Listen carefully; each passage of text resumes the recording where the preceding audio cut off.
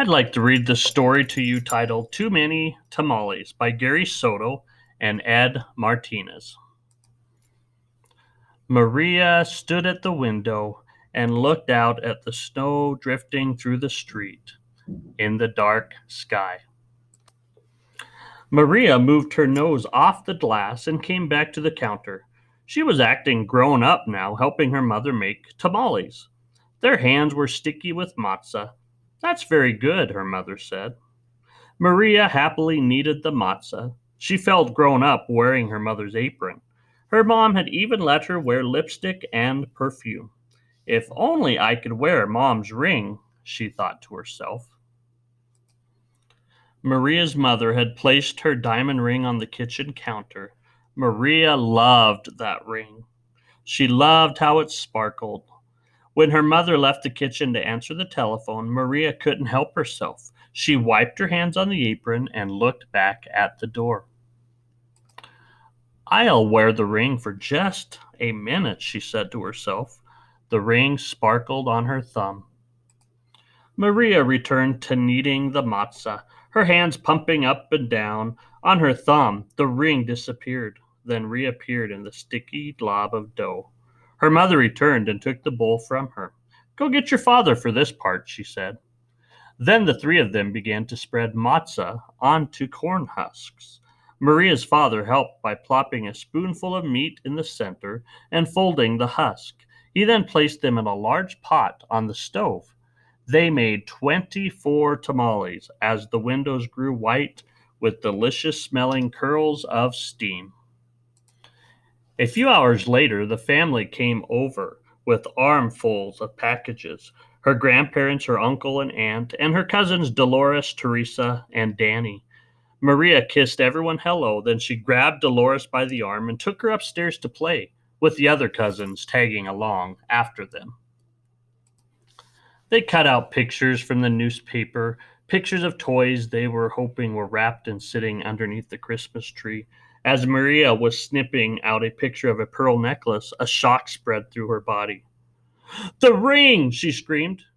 Everyone stared at her. What ring? Dolores asked. Without answering, Maria ran to the kitchen. The steaming tamales lay piled on a platter. The ring is inside one of the tamales, she thought to herself. It must have come off when I was kneading the matzah. Dolores, Teresa, and Danny skidded into the kitchen behind her. Help me, Maria cried. They looked at each other. Danny piped up first. What do you want us to do? Eat them, she said. If you bite something hard, tell me.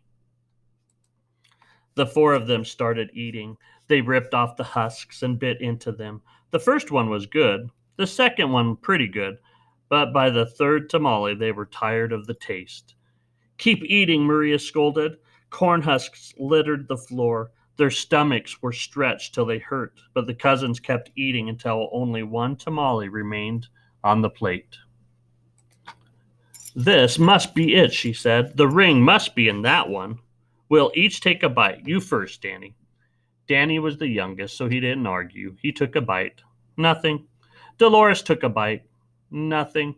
Teresa took a bite. Still nothing. It was Maria's turn. She took a deep breath and slowly, gently bit into the last mouthful of tamale. Nothing. Didn't any of you bite something hard? Maria asked.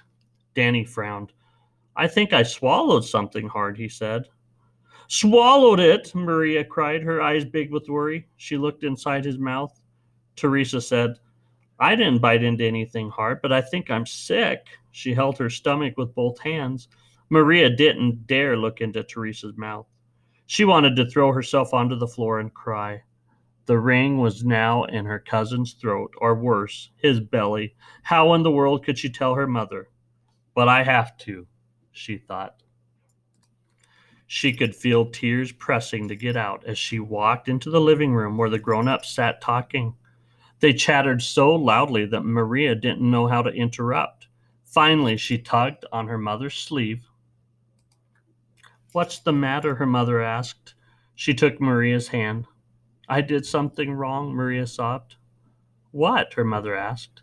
Maria thought about the beautiful ring that was now sitting inside Danny's belly and got ready to confess. Then she gasped. The ring was on her mother's finger, bright as ever. The ring! Maria nearly screamed. Maria's mother scraped off a flake of dried matzah. You were playing with it, she said, smiling gently.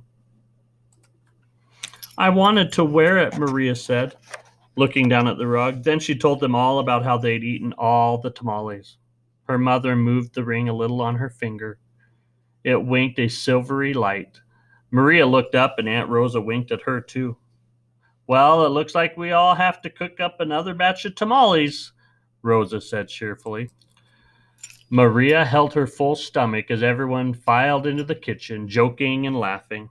At first, she still felt like crying as she needed a great bowl of matzah next to Aunt Rosa.